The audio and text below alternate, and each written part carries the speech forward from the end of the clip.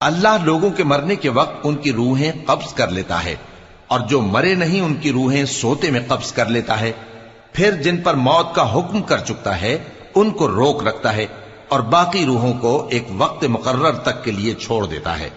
جو لوگ غور و فکر کرتے ہیں ان کے لیے اس میں نشانیاں ہیں۔ کیا انہوں نے اللہ کے سوا اور سفارشی بنا لیے ہیں؟ کہو کہ خواہ وہ کسی چیز کا بھی اختیار نہ رکھتے ہوں اور نہ کچھ سمجھتے ہی ہوں تب بھی کہہ دو کہ سفارش تو سب اللہ ہی کے اختیار میں ہے، اسی کے لیے آسمانوں اور زمین کی بادشاہت ہے، پھر تم اسی کی طرف لوٹ کر جاؤ گے۔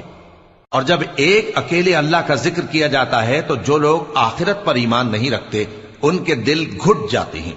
اور جب اللہ کے سوا اوروں کا ذکر کیا جاتا ہے تو فوراً خوش ہو جاتے ہیں۔